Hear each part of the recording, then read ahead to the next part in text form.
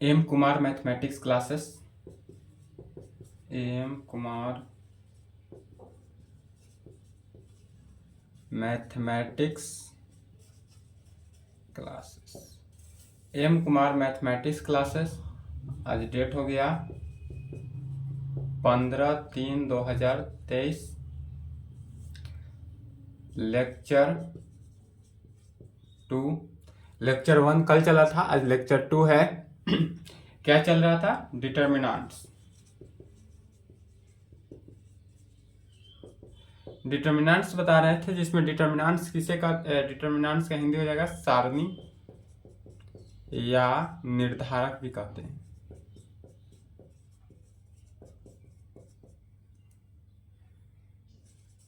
सारणी या निर्धारक। तो सारणी डिटर्मिनेंट्स किसे कहते हैं? तो स्क्वायर मैट्रिक्स को ही डिटर्मिनेंट्स कहा जाता है। जैसे कि, और इसको डिनोट किस चीज से किया जाता है? तो इस प्रकार से डिनोट करेंगे तो यह क्या हो गया? डिटर्मिनेंट हो गया। यदि ए बराबर हमारे पास कोई इस प्रकार से मैट्रिक्स हो, ए बराबर ए आई जे, तो इसका अगर डिटर्मिनेंट कहे, देन डिटर्मिनेंट निकालना, डिटर्मिनेंट ऑफ ए क्या हो जाएगा? तो डिटर्मिनेंट ऑफ ए आई जे। इस प्रकार से डिटर्मिनेंट निकालते हैं। इसमें चल रहा था प्रॉपर्टी ऑफ डिटर्मिनेंट, डिटर्मिनेंट का प्रॉपर्टी चल रहा था। तो 3 प्रॉपर्टी हो चुका था, चौथा प्रॉपर्टी देखते हैं।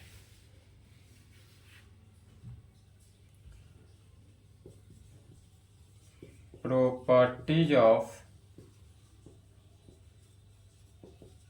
Determinants, properties of determinant, determinant का प्रॉपर्टी, उसमें 3 प्रॉपर्टी हो चुका था, चौथा प्रॉपर्टी से देखते हैं। चौथा प्रॉपर्टी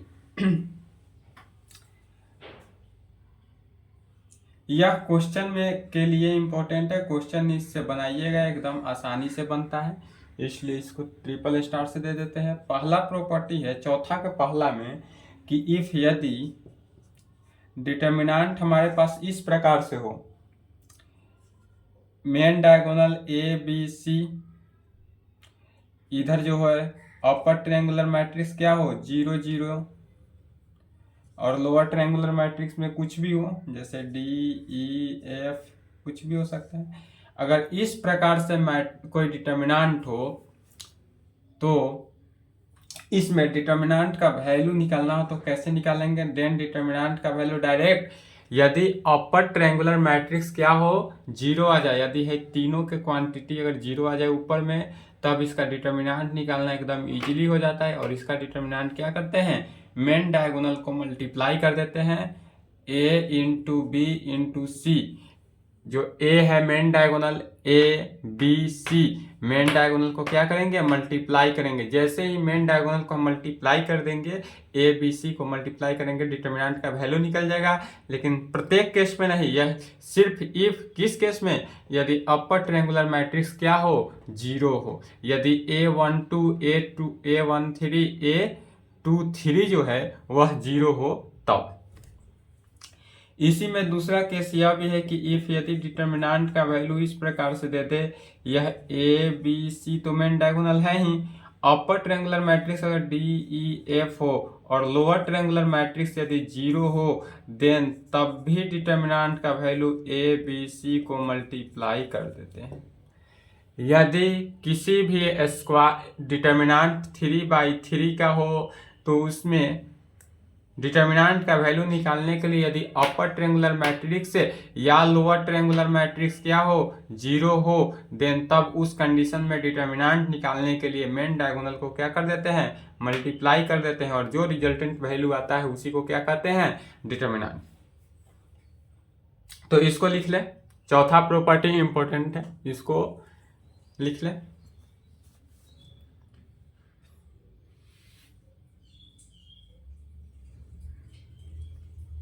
एंड अब इसमें तीसरा, चौथा का ही है तीसरा,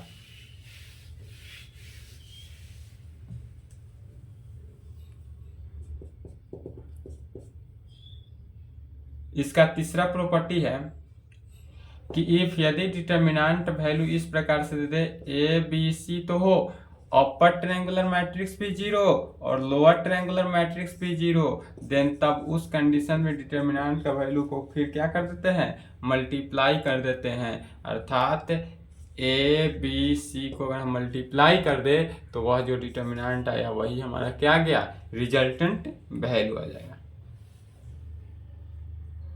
इसका भी स्क्रीनशॉट ले ले।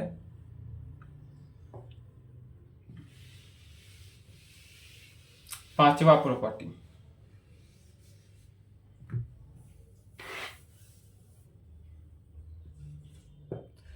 पांचवा का पहला प्रॉपर्टी है कि इफ यदि डिटर्मिनेंट इस प्रकार से दे दे कि 0 0 a 0 b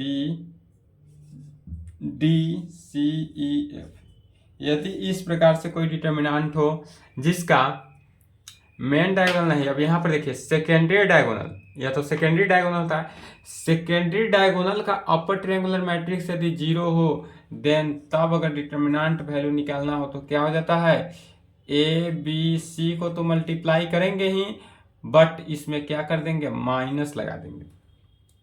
इसमें क्या किया जाता है, माइनस लगा देंगे, तो माइनस ए बी सी के इक्वल हो जाएगा, माइनस ए बी सी में यदि कोई डिटर्मिनेंट अगर सेकेंडरी डायगोनल में हो और उसका अपर ट्रायंगुलर मैट्रिक्स, या इसका भी केस यही हो सकता है दूसरा में लोअर ट्रायंगुलर मैट्रिक्स भी हो तो भी वही कंडीशन लगेगा, क्या कि यदि यहाँ पर d e f a b c बाकी सदस्य क्या हो, जीरो, देन तब डिटर्मिनेंट का value minus a b c ही होगा। यदि किसी डिटर्मिनेंट में अपर ट्रायंगुलर मैट्रिक्स जो है वह जीरो हो या सेकेंडरी डायगोनल में लोअर ट्रायंगुलर मैट्रिक्स जीरो हो तब उसका डिटर्मिनेंट वैल्यू क्या आ जाता है, माइनस ए बी सी में, निगेटिव में। एंड तीसरा कंडीशन इसका भी यही है कि इफ यदि डिटर्मिनेंट वैल्यू इस प्रकार से हो 0 0 a 0 b 0 c 0 0, upper triangular matrix secondary diagonal में यदि अपर ट्रायंगुलर मैट्रिक्स या लोअर ट्रायंगुलर मैट्रिक्स दोनों के दोनों क्या हो, शून्य हो, तब उसमें भी डिटर्मिनेंट का वैल्यू क्या हो जाता है, माइनस ए बी सी ही हो जाता है। तो ये तीनों, पांचवा के तीनों प्रॉपर्टी लिख लेंगे। चौथा कहीं, चौथा में मेन डायगोनल और पांचवा में सेकेंडरी डायगोनल करिए, इसका लिख लें। छठा प्रॉपर्टी देखते हैं।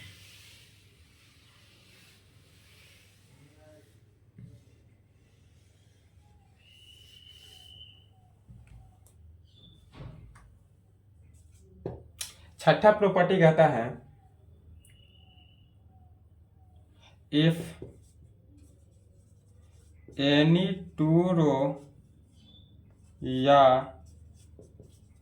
Column are interchange then sign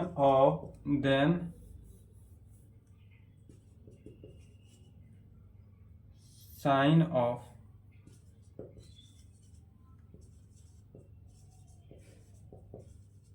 determinant change. क्या कर रहा है कि इफ यदि एनी टू रो या कॉलम आर इंटरचेंज हो then sign of determinant change. यदि कोई भी डिटर्मिनेंट का रो या कॉलम को आपस में इंटरचेंज करे, अर्थात रो को कॉलम के स्थान पर या कॉलम को रो के स्थान पर, तो डिटर्मिनेंट का साइन जो है वह चेंज हो जाता है। कैसे, जैसे कि एग्जांपल के थ्रू देखेंगे कि इफ यदि डिटर्मिनेंट हमारे पास इस प्रकार से हो ए बी सी डी, इसमें साइन चेंज करते हैं कि R1 को R2 की जगह पर चेंज की। R1 इस साइन चेंज का चिन्ह है, R1 जो है वह चेंज हो रहा है R2 में और R2 चेंज हो रहा है R1 में। इस प्रकार से R1 जो है वह चेंज हो रहा है R2 में और फिर R2 भी चेंज हो रहा है R1 में, देन तब डिटर्मिनेंट का वैल्यू क्या आएगा। तो यहाँ पर देखिए कि इफ एनी टू रो या कॉलम आर इंटरचेंज हो, यदि कोई भी रो या कॉलम रो के साथ या कॉलम के साथ चेंज हो, तब sign of determinant change, determinant का साइन क्या होता है, चेंज होता है। तो यह पॉजिटिव है तो पहले क्या कर देंगे, माइनस करेंगे। पॉजिटिव है तो यह निगेटिव में पहले चेंज हुआ, उसके बाद क्या करेंगे कि यह जो R1 को C2 के R2 की जगह पर और R2 को R1 की जगह पर, तो यहाँ पर CDAB इस प्रकार से यह चेंज हो जाएगा। यह भी प्रॉपर्टी है, इसको लिख लें। नेक्स्ट प्रॉपर्टी 7वां, डिटर्मिनेंट का क्वेश्चन बनाने के लिए प्रॉपर्टी, सभी प्रॉपर्टी का यूज है। जितने भी प्रॉपर्टी बता रहे हैं प्रत्येक प्रॉपर्टी का यूज है। प्रॉपर्टी अगर आपने अच्छा से कंप्लीट कर लीजिएगा तो आपसे क्वेश्चन जो है इजीली बन जाएगा। क्वेश्चन बनाने में आपको कहीं से भी कोई भी डाउट नहीं हो पाएगा। 7वां प्रॉपर्टी है कि यदि कोई डिटर्मिनेंट ए हो, उस डिटर्मिनेंट ए को किसी समझिए ध्यान से कि कोई यदि मैट्रिक्स ए हो, ए मैट्रिक्स है और उसका अगर हम ट्रांसपोज निकालते हैं तब उस डिटर्मिनेंट का मैट्रिक्स के डिटर्मिनेंट निकाले या उस ट्रांसपोज का डिटर्मिनेंट निकाले, उसमें कोई चेंज नहीं होता है। क्या होता है, इक्वल होता है। तो लिखेंगे यदि कोई ए का डिटर्मिनेंट जो है वह ए के ट्रांसपोज के डिटर्मिनेंट के इक्वल आ जाता है, ए के ट्रांसपोज के डिटर्मिनेंट के इक्वल आता है। 8वां, यदि कोई डिटर्मिनेंट इस प्रकार से दिया गया हो, a b c d e f g plus alpha a b c h plus beta i plus gamma, यदि कोई डिटर्मिनेंट इस प्रकार से इस फॉर्म में दिया गया हो, देन तब इस डिटर्मिनेंट को क्या करते हैं, दो भागों में डिस्ट्रीब्यूट करते हैं। जैसे a b c d e f g h i तो होगा, यहाँ पर प्लस है तो यहाँ बीच में प्लस, माइनस रहता तो minus, a b c d e f alpha beta gamma. इस टाइप से भी डिटर्मिनेंट्स को एक्सपेंड कर देते हैं, तोड़ देते हैं। उसके बाद फिर जितना भी प्रॉपर्टी लगाए उसको, तो 7वां 8वां प्रॉपर्टी लिख लें। चलिए 9वां प्रॉपर्टी देखिए। 9वां प्रॉपर्टी जो एकदम वीवीआई है। अधिकांशतः क्वेश्चन आपको 9वां प्रॉपर्टी के अनुसार ही बनेगा, इसी प्रॉपर्टी के। ट्रिपल स्टार दे दिए। इसमें होता है कि इफ यदि आर आई जो है, आर आई चेंज हो रहा है, कैसे चेंज होगा, तो आर आई चेंज होगा तो r i plus a into r j, a into r j plus b into r k में कैसे चेंज हो रहा है कि इफ यदि आर आई जो चेंज होगा तो वह r i plus a into r j plus b into r k में। मैट्रिक्स जब एलिमेंट्री ट्रांसफॉर्मेशन मेथड बता रहे थे उसमें कोई भी मैट्रिक्स जैसे C1 चेंज कर देते थे, क्या C1 में किसी कांस्टेंट से मल्टीप्लाई कर देते थे, बट डिटर्मिनेंट में ऐसा नहीं करेंगे। डिटर्मिनेंट में यदि C1 चेंज कर रहे हैं तो C1 के साथ प्लस उसके बाद C2 में किसी कांस्टेंट से मल्टीप्लाई डिवाइड कुछ भी कर सकते हैं, लेकिन C1 में कोई भी परिवर्तन नहीं करेंगे। जैसे इसका यही हुआ, इसके एग्जाम्पल के थ्रू देखेंगे। यदि हम R1 को चेंज कर रहे हैं तो R1 में कुछ नहीं करेंगे, R1 चेंज हो रहा है तो R1 में कुछ नहीं करेंगे। R1 प्लस लिखे या माइनस लिखे उसके बाद उसमें कोई दिक्कत नहीं है। R1 plus 2 into R2, R2 में 2 से मल्टीप्लाई कर सकते हैं। या R1 चेंज हो रहा है तो R1 में कोई परिवर्तन नहीं, minus 3 into R2 plus 4 into R3 में कर सकते हैं। यदि हम R2 को चेंज करें, R2 को हम चेंज करते हैं तो R2 में कोई परिवर्तन नहीं, यहाँ ध्यान से देखेंगे, R1 में चेंज किए तो R1 में कोई परिवर्तन नहीं, R1 में चेंज किए तो R1 में कोई परिवर्तन नहीं, R2 में चेंज कर रहे हैं तो R2 में कोई परिवर्तन नहीं। R2 प्लस 1 इंटू R1 करे, 1 करे, 5 करे, 4 करे, उससे कोई आपत्ति नहीं है, प्लस 2 इंटू R3 करे, लेकिन जो चीज चेंज होगा उसमें कोई परिवर्तन नहीं करना है।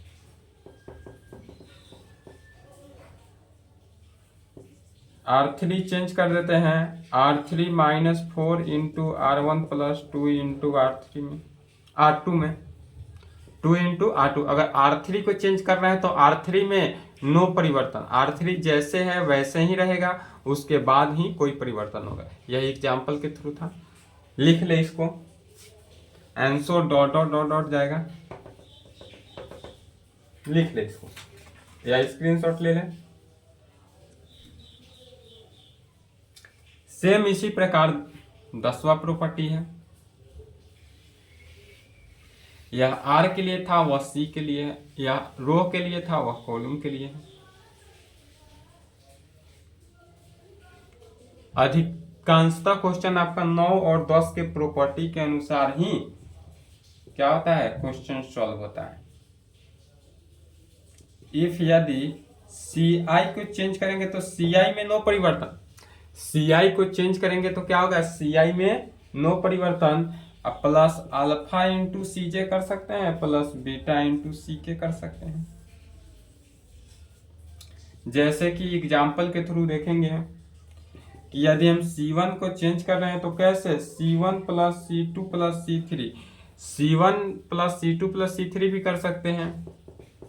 C1 को चेंज कर रहे हैं, C1 plus 5 into C2 plus 3 into C3 कर सकते हैं। लेकिन जो C1 चेंज कर रहे हैं तो C1 में किसी कांस्टेंट से मल्टीप्लाई या कॉमन या डिवाइड कुछ भी नहीं करना है, C1 जैसे है वैसे ही लिखना है।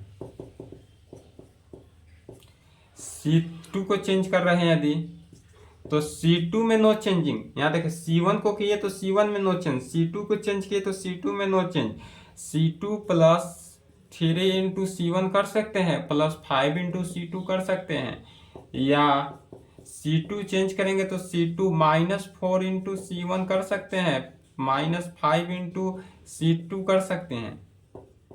C3 को चेंज करेंगे तो C3 में नो परिवर्तन, यहाँ C3 होगा, माइनस C1 कर सकते हैं, प्लस C2 कर सकते हैं, C2 में 5 से गुना कर सकते हैं, कोई भी कांस्टेंट, उसके लिए कोई दिक्कत नहीं, answer dot dot dot dot यह जाते रहेगा।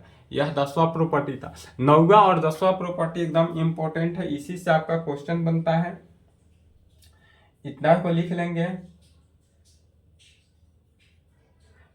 इस प्रकार से करने से क्या होता है कि देन तब डिटर्मिनेंट वैल्यू नो चेंज। 9वां और 10वां का प्रॉपर्टी यूज करने से डिटर्मिनेंट के वैल्यू में कोई परिवर्तन नहीं होता है। जैसे कि 6ठा प्रॉपर्टी को यूज करने से डिटर्मिनेंट में साइन का चेंज परिवर्तन होता है, 9वां और 10वां प्रॉपर्टी को यूज करने से कोई भी साइन में कोई परिवर्तन नहीं होता है। इसको लिख ले।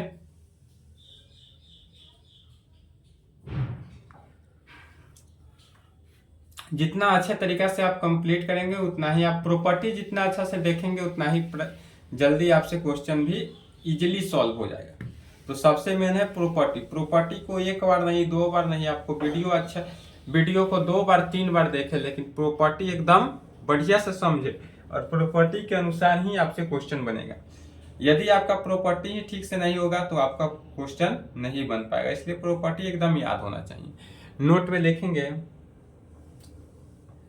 कि यदि A बराबर कोई मैट्रिक्स इस प्रकार से हो, Aij जिसका ऑर्डर m बाई n हो, n बाई n हो, स्क्वायर मैट्रिक्स हो। डिटर्मिनेंट के लिए हमेशा क्या होता है, स्क्वायर मैट्रिक्स ही होना चाहिए। तो यदि A बराबर कोई मैट्रिक्स इस प्रकार से हो, Aij जिसका order n by n, m by m कुछ भी हो, उसके लिए कोई दिक्कत नहीं। तो कांस्टेंट से मल्टीप्लाई करने के बाद डिटर्मिनेंट कांस्टेंट इंटू A, के क्या है यहाँ पर, के कोई यदि कांस्टेंट है तो A मैट्रिक्स में कांस्टेंट से मल्टीप्लाई करके डिटर्मिनेंट निकालें। तो उसका वैल्यू डायरेक्ट निकालेंगे मैट्रिक्स में कांस्टेंट से मल्टीप्लाई करके नहीं, कांस्टेंट के जो कांस्टेंट रहे जिससे मैट्रिक्स ए में मल्टीप्लाई किए हैं तो कांस्टेंट का पावर n देंगे। कांस्टेंट का पावर n माने ऑर्डर, ध्यान से यहां पहले समझे उसके बाद लिखेंगे। यदि कोई मैट्रिक्स इस प्रकार से दे, इफ यदि कोई मैट्रिक्स ए बराबर ए आई जे हो जिसका ऑर्डर n बाई एन हो, n बाई एन कहने का मतलब यह 2 बाई 2 भी हो सकता है, 4 बाई 4 भी हो सकता है, 5 बाई 5 भी हो सकता है, and so dot dot dot माने n बाई n तक हो सकता है, या 10 बाई 10 का भी हो सकता है, 100 बाई 100 का भी हो सकता है, 1000 बाई 1000 का भी हो सकता है। तो क्या उतना में आप मल्टीप्लाई करके निकालिएगा?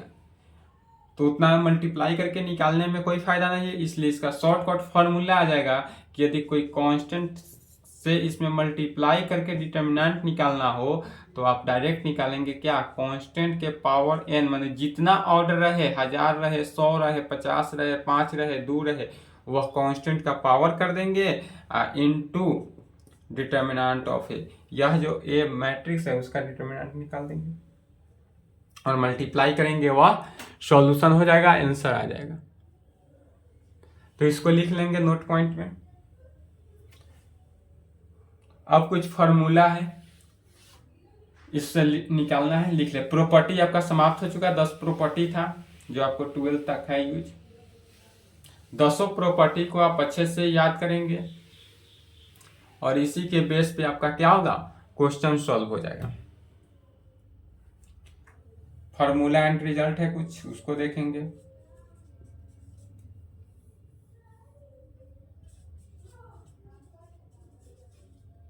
फॉर्मूला एंड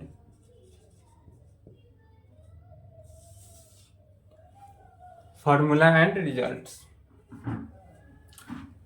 पहला फॉर्मूला देख लेते हैं कि यदि कोई ट्रायंगल दे दें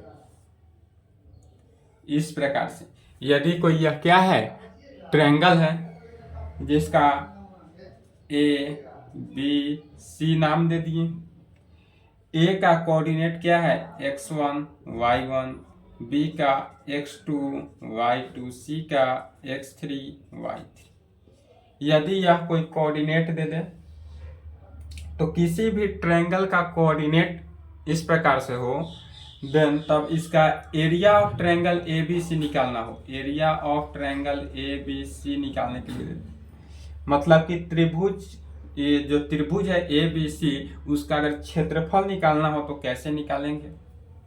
तो आपने मैट्रिक क्लास में भी एक फॉर्मूला देखा होगा, 1/2 into x1 into y2 minus y3 plus x2 into y3 minus y1 plus x3 into y1 minus y2। तो वह फॉर्मूला लगाएंगे तो भी आंसर आएगा। आप मैट्रिक क्लास का वह फॉर्मूला लगाएंगे तो भी आपका आंसर आएगा, बट यहाँ डिटर्मिनेंट है और आप मैट्रिक क्लास में नहीं 12th क्लास में, इसलिए आपको उस मेथड से नहीं निकालना है। एग्जाम में अगर आप उस मेथड से निकालेंगे तो नंबर मिलेगा बट कम नंबर मिलेगा, इसलिए आपको इस डिटर्मिनेंट के फॉर्म से निकालना है। तो डिटर्मिनेंट के फॉर्म से कैसे निकालेंगे, तो डिटर्मिनेंट के फॉर्म से निकालने के लिए क्या करेंगे, 1/2 ट्रायंगल का क्षेत्रफल निकालने के लिए क्या करेंगे, 1/2 इंटू क्या है, मॉडुलस देंगे। मॉडुलस देने का मतलब है कि क्या, क्षेत्रफल कभी निगेटिव नहीं होता है, क्षेत्रफल निगेटिव नहीं होगा तो मॉडुलस देने का मीनिंग हुआ कि कोई भी डिटर्मिनेंट निकालेंगे तो वह निगेटिव नहीं आए। डिटर्मिनेंट निगेटिव भी आता है तो अगर डिटर्मिनेंट जो है वह निगेटिव आ जाए तब उसको मॉडुलस में करें, मॉडुलस रहेगा तो क्या हो जाएगा, पॉजिटिव में कन्वर्ट हो जाएगा और उससे एरिया ऑफ ट्रायंगल एबीसी निकल जाएगा। तो इसलिए इसका फॉर्मूला हो जाएगा क्या, कि एरिया ऑफ ट्रायंगल एबीसी निकालने के लिए 1/2 इंटू मॉडुलस डिटर्मिनेंट को कैसे सजाएंगे, तो एक्स ए कोऑर्डिनेट के x1 x2 x3 ऐसे लिखेंगे। क्या हुआ, x1 x2 x3 लिखे, फिर y1 y2 y3 y1 y2 y3, x1 y1 x3 लिखे, y1 y2 y3 हो गया। अब डिटर्मिनेंट या तो स्क्वायर मैट्रिक्स नहीं हुआ, स्क्वायर मैट्रिक्स करने के लिए क्या करेंगे, 1 1 1 अपना मन से लिखेंगे।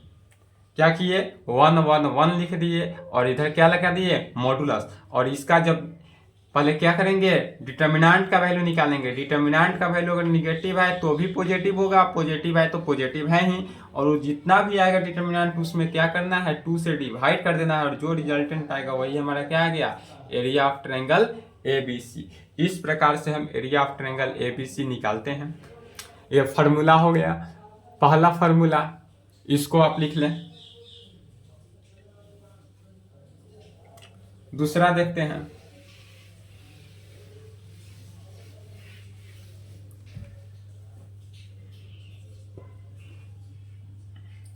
यदि कोई लाइन इस प्रकार से हो, ए बी सी, ए का कोऑर्डिनेट क्या हो, x1 y1, बी का कोऑर्डिनेट x2 y2, सी का कोऑर्डिनेट x3 y3, इस प्रकार से हो। इफ यदि a b c are collinear हो, यदि a b c are collinear हो, देन तब डिटर्मिनेंट का value x1 x2 x3 y1 y2 y3 1 1 1 जो है वह क्या होगा, 0 होगा। कहेंगे कि इफ यदि a b c are collinear होगा, इस प्रकार से दे दे और कहे कि ए बी सी क्या है, कोलिनियर है, देन तब डिटर्मिनेंट का वैल्यू क्या हो जाएगा, इसमें 0 होगा। या अगर कहे कि कोई भी दे दे ट्रायंगल कोऑर्डिनेट दे दे, कहे कि प्रूव दैट ये a b c are collinear, तो अगर डिटर्मिनेंट का वैल्यू 0 आ गया अर्थात क्षेत्रफल 0 आ गया तो वह क्या हो जाएगा, कोलिनियर। कोलिनियर का हिंदी होता है समरेख या त्रिभुज समरेख है, तो डिटर्मिनेंट का वैल्यू क्या आ जाएगा, 0। इतना लिख लें। चलिए तीसरा फॉर्मूला,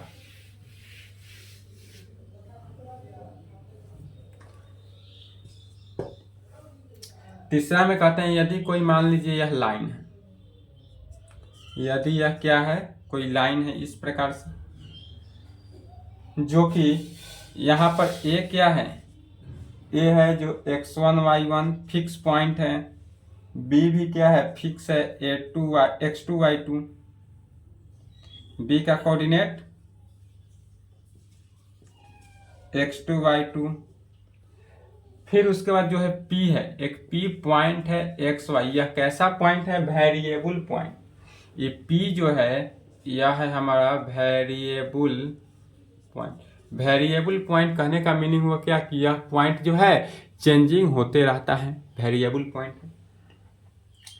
तब कहेंगे इक्वेशन ऑफ लाइन, इस लाइन का इक्वेशन कैसा होगा, इक्वेशन ऑफ लाइन, इस लाइन का इक्वेशन कैसे निकलेगा, तो इस लाइन का इक्वेशन निकालने के लिए पहले क्या करेंगे, डिटर्मिनेंट वैल्यू निकालना है, x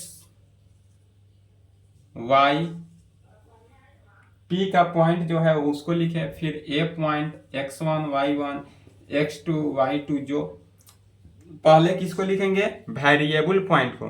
पहले वेरिएबल पॉइंट x y लिख लिए, फिर fix point x1 y1, fix point x2 y2। अब क्या किए, 1 1 1 लगाएं और इसको डिटर्मिनेंट का वैल्यू क्या किए, 0। अगर अब इसको डिटर्मिनेंट को अब एक्सपेंड करेंगे प्रॉपर्टी से या किसी भी तरह से अगर एक्सपेंड किए, प्रूफ किए, तो यह कैसा आ जाएगा, इक्वेशन ऑफ लाइन। तब इस लाइन का हमको क्या आएगा, इक्वेशन आएगा। और डिटर्मिनेंट को एक्सपेंड कैसे करेंगे, तो एक्सपेंड करने के लिए डायरेक्ट होता है कि इसको क्या करते हैं, ढक कर करते हैं, उसको जब माइनर और कोफैक्टर नेक्स्ट क्लास में बताएंगे। डिटर्मिनेंट को एक्सपेंड करने के लिए इसको ढकेंगे, इसको लिखेंगे, फिर इसको ढकेंगे, फिर इसको ढकते हैं, इस प्रकार से चलता है और नेक्स्ट क्लास में आपको मिलेगा। तो इस प्रकार से डिटर्मिनेंट को सॉल्व करेंगे तो इसमें क्या निकलेगा, इक्वेशन ऑफ लाइन, किसी भी इक्वेशन का लाइन निकल जाएगा। इतना तक आप कंप्लीट कर ले, तीन फार्मूला तक। अब आपसे एनसीईआरटी नेक्स्ट क्लास में चलेगा, बुक थ्योरेटिकल यहाँ तक हुआ। अब आप बनाइएगा एनसीईआरटी बुक एक्सरसाइज 4.1 से लेकर 4.3 तक आपसे सॉल्व हो जाएगा। एनसीईआरटी बुक एक्सरसाइज 4.1 से 4.3 तक आपसे प्रत्येक क्वेश्चन सॉल्व होगा। और कल के क्लास में क्या चलेगा, क्वेश्चन चलेगा। तो आप एनसीईआरटी बुक से बनाइए। अदर भी बुक आप बना सकते हैं, आपको अदर बुक बनाइए। कोई भी परेशानी हो, क्वेश्चन मान ऐसे तो आपसे क्वेश्चन सब सॉल्व हो जाएगा, लेकिन कहीं से भी अगर कोई क्वेश्चन नहीं बनता है, कोई भी बुक बनाइए आप, तो आप इस नंबर पे मैसेज कर सकते हैं या यूट्यूब में कमेंट कर सकते हैं। कोई भी हो, आपका दोस्त, भाई, बंधु, कोई भी, उसको आप ज्वाइन करा सकते हैं। 11th का बैच जो है वह 21/3/2023 से चालू हो रहा है। 12th का बैच स्टार्ट है। तो आई होप कि आपको यहाँ तक का क्लास अच्छा लगा हो, समझ में आया हो अच्छा से। प्रॉपर्टी हो गया, डिटर्मिनेंट का फार्मूला, रिजल्ट हो गया। फार्मूला रिजल्ट कुछ बचा हुआ है, लेकिन अब पहले क्या करना है, इतना एनसीईआरटी पहले 4.1 से 4.3 तक सॉल्व करें। इतना सॉल्व हो जाएगा, उसके बाद नेक्स्ट क्लास आपको मिलेगा। धीरे धीरे जब क्वेश्चन और थ्योरेटिकल साथ साथ चलते रहेगा, तो आपसे क्या होगा, अच्छे तरीका से समझ पाइएगा और अच्छे से आपका क्लास संभव हो पाएगा। इसलिए आज के लिए इतना ही। नेक्स्ट क्लास में मिलते हैं क्वेश्चन के साथ। ओके।